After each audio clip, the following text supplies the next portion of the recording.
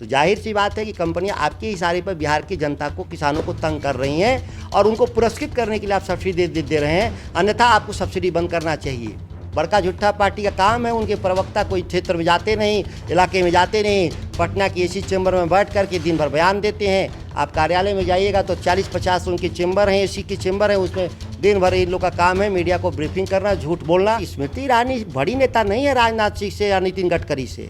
और हमारी जहाँ तक बात है, हमारे पास दर्जनों सक्षम लीडर हैं यूपीए के पास जो देश के प्रधानमंत्री के बनने लायक हैं। वो अपने बारे में तो नहीं कहे, बिहार के बारे में भी नहीं कहे, देश स्तर पे वो कह रहे हैं कि जो विपक्ष के लोगों को धमकाया जा रहा है, डरवाया जा रहा है केंद्रीय जांच एजेंसियों से, उसके बारे में वो कह रहे हैं।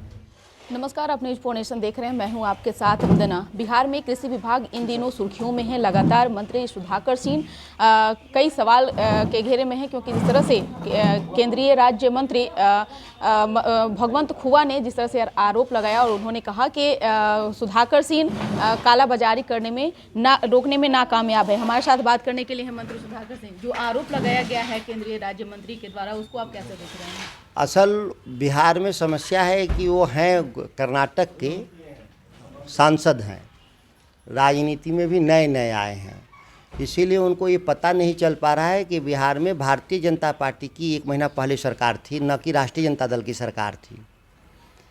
और लगता है गूगल से सर्च कर लिया होगा कि कृषि मंत्री सुधाकर सिंह है, इसीलिए मेरा नाम ले लिया। आरोप लगा रहे हैं कि 1 महीने बिहार में तस्करी व्यापक पैमाने पर है, खाद सही रेट पर नहीं मिल रहा है। यह भारत सरकार को पता चल गया तो 1 महीने से हमने सप्लाई बिहार में धीमा कर दिया।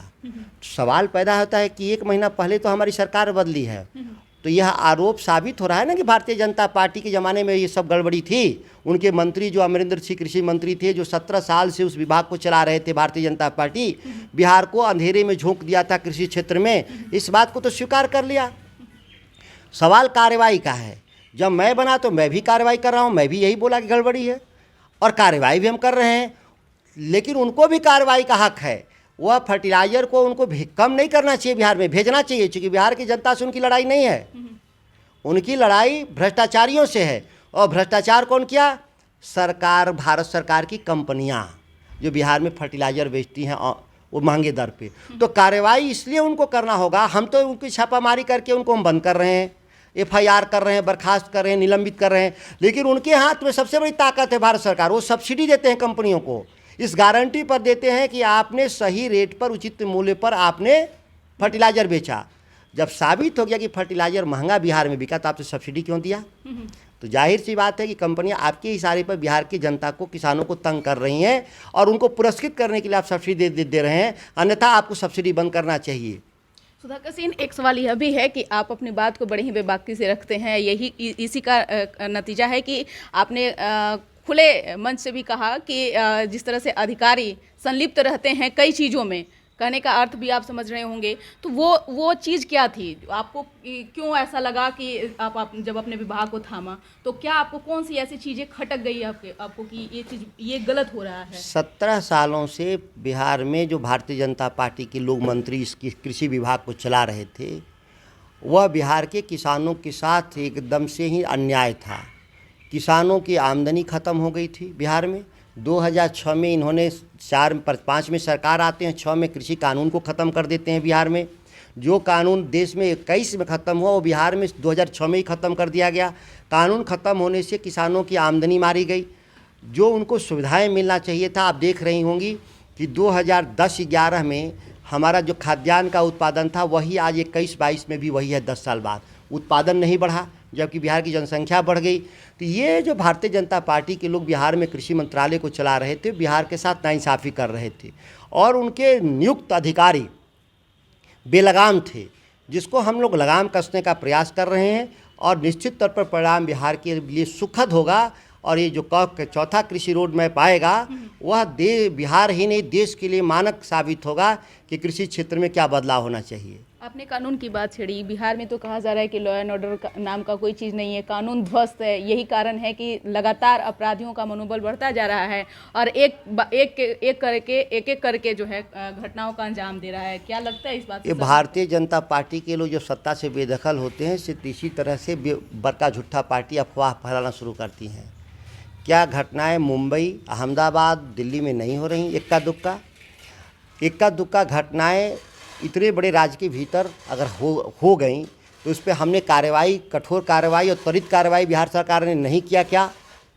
जब हम कार्रवाई किए तो उस पर भी ये सवाल खड़ा कर रहे हैं भारतीय जनता पार्टी के लोग, कह रहे हैं कि ये एक पक्षीय कार्रवाई हो रही है। आप बेगूसराय की घटना को देख ले, सीबीआई जांच की मांग कर रहे हैं। जब मोटरसाइकिल पर दिन दहाड़े 4 लोग बेनकाब थे, नकाबपोश नहीं थे, बेनकाब थे, और सीसीटीवी फुटेज में उनके फ़ोटो दिख रहे हैं, और उन पे जब कार्रवाई हो गई, पकड़े गए, जेल भेजे गए, कार्रवाई हुई, तो भारतीय जनता पार्टी को मिर्ची लग गई, क्योंकि उन्हीं के कार्यकर्ता थे, उन्हीं के लोग थे। लेकिन इसलिए सवाल उठ रहा है क्योंकि साथ साथ थाने आते थे, लेकिन सभी के सभी जो है कहीं ना कहीं अपने कार्यों से कहीं ना कहीं वो वंचित थे। यही कारण रहा कि पुलिसिया कानून पे भी सवाल उठ रहा है। तो आप इस बात से सहमत है? आप नहीं मानते? कौन सवाल बिहार की जनता उठा रही है कि Bharatiya Janata party? Party Bharatiya Janata party का जवाब देने के लिए नहीं बैठे हैं हम लोग, बिहार की जनता को जवाब देने के लिए हम लोग बैठे हैं। उनका काम है बोलना, विपक्ष है, बड़का झूठा पार्टी का काम है। उनके प्रवक्ता कोई क्षेत्र में जाते नहीं, इलाके में जाते नहीं, पटना की एसी चैम्बर में बैठ कर के दिन भर बयान देते हैं। आप कार्यालय में जाइएगा तो 40-50 उनके चैम्बर हैं, एसी के चैम्बर हैं, उसमें दिन भर इन लोग का काम है मीडिया को ब्रीफिंग करना, झूठ बोलना, बिहार को बदनाम करना, बिहार के लोगों की क्षमता पे सवाल खड़ा करना। और जब सत्ता में थे तो यही लोग चुपचाप बैठे थे, रामराज था इनके लिए। एक सवाल यह भी है कि बिहार में नीतीश कुमार सभी विपक्षी पार्टियों को एकजुट करने में लगे हुए हैं और 2024 के मिशन में लगे हुए हैं, लेकिन कल जिस तरह से केंद्रीय मंत्री स्मृति ईरानी ने कहा कि पूरे देश भर में प्रधान सेवक एक ही है, सिर्फ नरेंद्र मोदी, तो क्या आप इस बात को मानते हैं कि आप लोगों के लिए ये बड़ी चुनौती है? भारतीय जनता पार्टी की इस पूरी राजनीतिक संस्कृति चौपट हो गई। पहले देश में सरकार चलती थी तो विदेश में पूछते थे कि किसकी सरकार है, तो भारत की सरकार होती थी। भारतीय जनता पार्टी ने उसे एक हाथ आगे जा कर के प्रचार शुरू किया। जब अटल जी की सरकार थी तो देश दुनिया में शुरू किया कि नहीं, ये भाजपा की सरकार है। अब इस बार में अब मोदी की सरकार हो गई। भारत मतलब मोदी और मोदी मतलब भारत। यह आश्चर्यजनक है कि भारत में 135 करोड़ लोगों में से हजारों क्षमतावान हैं लोग हैं, और हम लोगों को क्षमता पे भरोसा है, देश के नागरिकों पे, आम कार्यकर्ताओं, नेताओं पर। और मैं जानता हूं कि इस देश में दर्जनों लोग प्रधानमंत्री बनने लायक हैं। अब स्मृति ईरानी इसलिए कह रही हैं कि वो राजनीति में तो नहीं थी, तो फिल्म में से आई हुई महिला हैं, उनको जनता ने नेता तो बनाया नहीं, उनको तो मोदी जी ने उनको रिमोट के जरिए नेता पैदा कर दिया। तो स्वाभाविक है कि उनको लगेगा कि मोदी जी बड़े नेता हैं। लेकिन उसी पार्टी में, उन्हीं की पार्टी में सवाल खड़ा करने वाले लोग हैं। आप नितिन गडकरी को उठा के देख लीजिए, आप राजनाथ सिंह को उठा के देख लीजिए, जो कह रहे हैं कि भारतीय जनता पार्टी में सब कुछ ठीक ठाक नहीं चल रहा है। तो स्मृति ईरानी बड़ी नेता नहीं है राजनाथ सिंह से या नितिन गडकरी से। और हमारी जहाँ तक बात है, हमारे पास दर्जनों सक्षम लीडर हैं यूपीए के पास, जो देश के प्रधानमंत्री के बनने लायक हैं। और देश की जनता तय करती है कि देश का प्रधानमंत्री कौन होगा। कोई एक व्यक्ति मैं नहीं तय कर सकता कि फला प्रधानमंत्री होगा, स्मृति ईरानी भी नहीं तय कर सकती कि देश का प्रधानमंत्री कौन होगा। नीतीश कुमार फूलपुर से चुनाव लड़ने की तैयारी कर लिए हैं। यूपी और बिहार से नीतीश कुमार, मतलब अखिलेश यादव और नीतीश कुमार मिलकर के। जहाँ तक हमने देखा, जनता दल यू या यूपीए की तरफ से अधिकृत कोई बयान नहीं है कि कहाँ से वो चुनाव लड़ेंगे हमारे माननीय मुख्यमंत्री जी, कहाँ लोकसभा। सूत्रों के हवाले से कुछ खबरें हैं, तो सूत्रों के हवाले के आधार पे कोई बयान तो देने का मतलब नहीं होता है। क्योंकि प्रशांत किशोर जैसे ही नीतीश कुमार से मुलाकात करके निकले, तभी से ये चीज़ें उठने लगी, शुरुआत वहीं से। प्रशांत किशोर जी तो खुद ही पार्टी बना रहे हैं घूम घूम करके। वो यात्रा पे निकलने वाले हैं 2 अक्टूबर से, तो वो अपनी पार्टी बनाने के लिए, अपना नेतृत्व पैदा करने के लिए घूम रहे हैं कि दूसरे के लिए, मदद के लिए।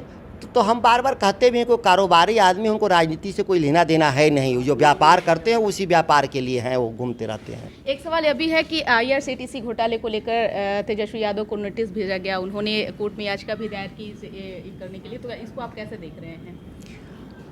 देखिए, भारतीय जनता पार्टी जब सत्ता से बाहर होती है तो घबराई हुई है बिहार में। हमारे नेता को बेवजह तंग करने की बात हो रही है।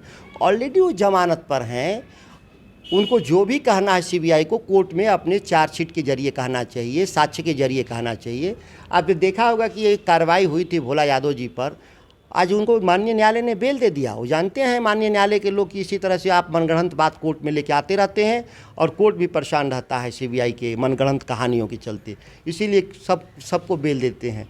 और सीबीआई तो एक पक्षीय कार्रवाई कर रही है। उसी बात को तेजस्वी जी ने कहा, वो अपने बारे में तो नहीं कहे, बिहार के बारे में भी नहीं कहे, देश स्तर पे वो कह रहे हैं कि जो विपक्ष के लोगों को धमकाया जा रहा है, डरवाया जा रहा है केंद्रीय जांच एजेंसियों से, उसके बारे में वो कह रहे हैं। तो इस IRCTC से क्या लेना देना इस मामले में उनके बयान को? एक राजनेता के तौर पे जो उनको लगा उन्होंने बोला।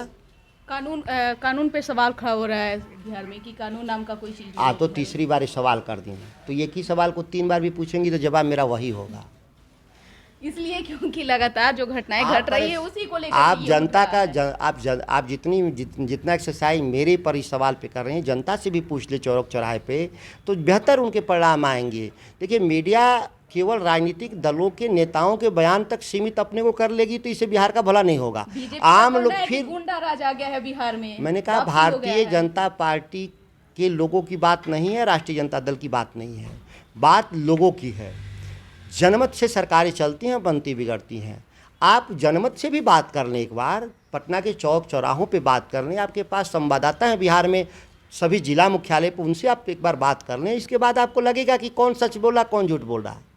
बहुत बहुत शुक्रिया। तो आप सुन रहे थे कि क्या कुछ कहना था कृषि मंत्री सुधाकर सिंह का। बड़े ही बेबाकी से इन्होंने अपनी बातों को रखा। साफ तौर से इन्होंने यह भी कहा कि तेजस्वी यादव पर जिस तरह से सीबीआई आंख गड़ाए बैठी हुई है, कुछ हासिल होने वाला नहीं है। इस कर बस इतना ही। बने रहिए न्यूज़ नेशन के साथ। धन्यवाद।